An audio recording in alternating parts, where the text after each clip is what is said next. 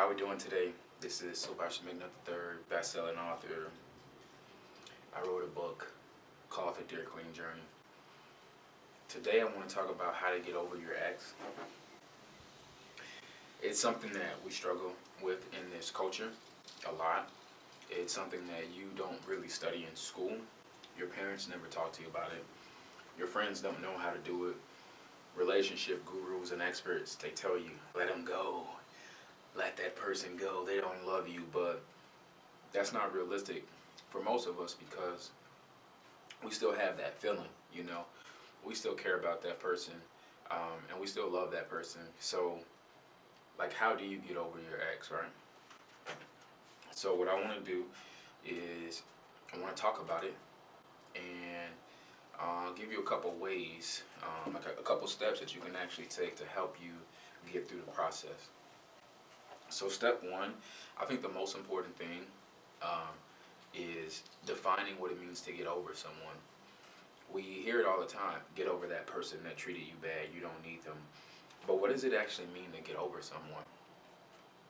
I think that in life, we don't make a lot of friends. We know a lot of people, but we don't make a lot of friends. And I think that when you date someone, you love someone, you marry someone, you're with someone, you you become friends with that person. And friendship bonds are very hard to break. Even if there is distrust or a lack of loyalty or betrayal or pain, it's still hard to break a true friendship bond. So, what we have to do is we have to define what it means to get over someone. Getting over someone, in my opinion, does not mean we're completely forgetting this person or removing this person from our brain. That's ridiculous. That's never going to happen. What it means to get over someone is to let go of the emotional attachment that occurs every time you hear their name or you see a symbol that reminds you of them. Getting over someone means accepting that you're no longer going to be with them and accepting a new format of life. So, how do we get over someone? Um, Step one is you want to take a physical inventory of things that remind you of this person. So, you have to be very conscious of what you do and what you have around that will remind you of this person. If you have an iTunes library with 1,000 songs and 600 songs they downloaded, every time you hear one of those songs, you're going to be reminded of this person. So, what you want to do is minimize everything in your life, symbol wise, that will reflect this person. So, for me personally, what I did when I needed to get rid of my ex, any clothes that she bought me, I threw away. Any DVDs we bought together, I got rid of. Any songs that she downloaded on my computer, I deleted. I physically removed her phone number and name from my phone book. I unfollowed her off of my social networks.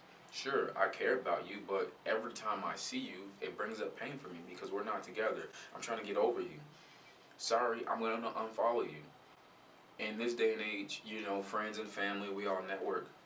I don't need to see your cousins. I don't need to follow your dad. I'm sorry, we're not together anymore. So I'll unfollow all of them, and that's fair because you have to be in charge. You have to be in charge of your own emotional bank.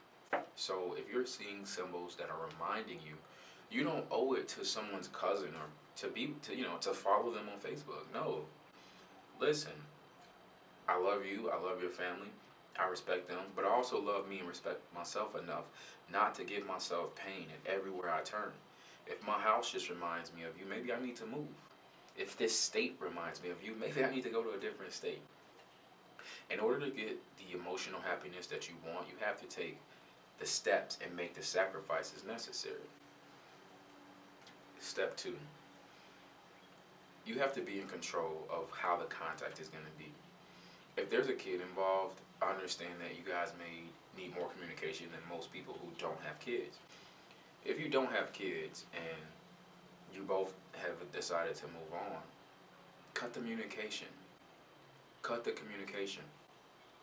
Don't worry about trying to be friends. If you're going to be friends, it'll naturally happen through life, not because you feel like you need this person. No. If someone breaks up with you, let it go. If you break up with someone, let it go. When you reach that point where both people are like, you know what, we need to move on, both of you need to move on. You have to allow people to go. And it's not because you need to move on. Okay, let's talk about that.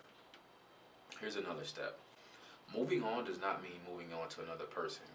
Moving on means moving on to a new emotional mindset and moving on to a new phase of life.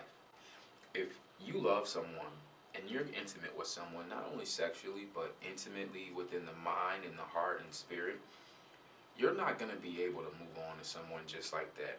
And honestly, it doesn't matter what they did. It doesn't matter if they cheated on you.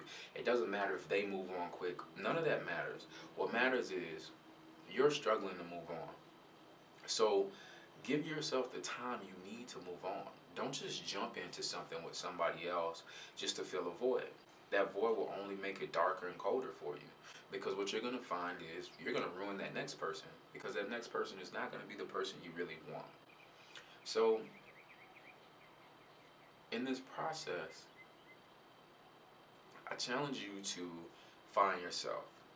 When moving on from someone, you don't move on to another person, you move on to a new life. So, therefore, you have to find yourself. You have to recreate yourself.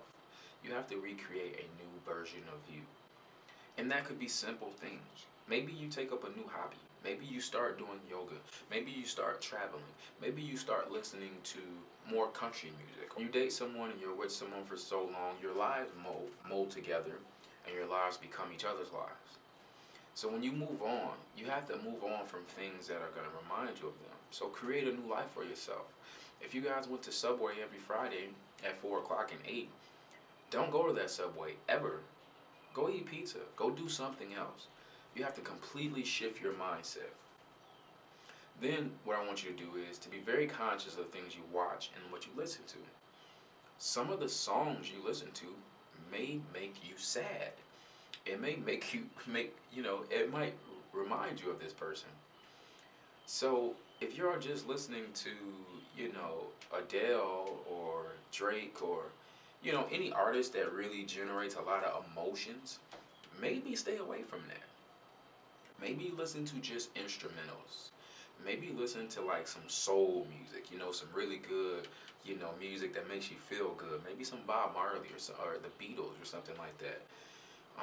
And then also, what do you watch on TV? What are you watching on Netflix? Are you still logged into their Netflix login? I need you to sign out. Boom. No. Disconnect. If you're moving on, you have to change your life. That is the whole point. To move on, you're not moving on to another person. You're moving on to a new life. Another tip that you can do is change your wardrobe. Maybe you buy a new shirt. Maybe you get a new hairstyle. Maybe, I know sometimes women will cut their hair because it's like the start of something fresh. Maybe you dye your hair. Maybe you change it up. When you move on to a new lifestyle. The last thing I want to leave you with is this. Everyone has a certain amount of time they need to move on. There is no set amount of time. Some people will say, well, you were with someone for a year, so you need 6 months. It doesn't work that way. There is no set time. Everybody's timetable is different, and it's based off of our experience, our emotional stability, our education of understanding, moving on, as well as, what's going on around us, our environment. What I would say do is be very conscious of your environment. Be patient with yourself. Don't rush into anything with a new person. Take your time. And the number one thing I don't want you to do, don't go telling people how hurt you are. And when I say people, I mean new potential people who you could date. They don't need to know. Your close friends and confidants, they can know what you're dealing with. Don't meet someone new and tell them, hey, I'm hurting. There may be someone who could completely help you heal and who could help you get over what you're feeling. But healing is internal. So no matter what another person tells me, or no matter who's around, it's always internal. It's always inside. So there's no external person or object that can heal internally. Healing is here. It is a choice. It is something that you will do, but you have to make a commitment to doing it. You have to understand that that is what you want to do. I hope this video was very helpful for you guys. I speak from a place of a person who I had an ex that I had to get over that I love very deeply. I wrote about this in my book, The Dear Queen Journey. I wrote poetry about it. I wrote some of my observations. There's more inside of that book if you'd like to check it out. The link will be below. Also, you can follow me on Instagram, Facebook, and Twitter. Thank you for watching this video. If you can, please leave a comment, leave a message to me, let me know, and also share this with your social networks, because you never know who may need this type of information. We don't talk about this stuff in school, and it's very taboo to bring it up. So thank you guys for watching the video, and I hope you have a great day. Bye bye.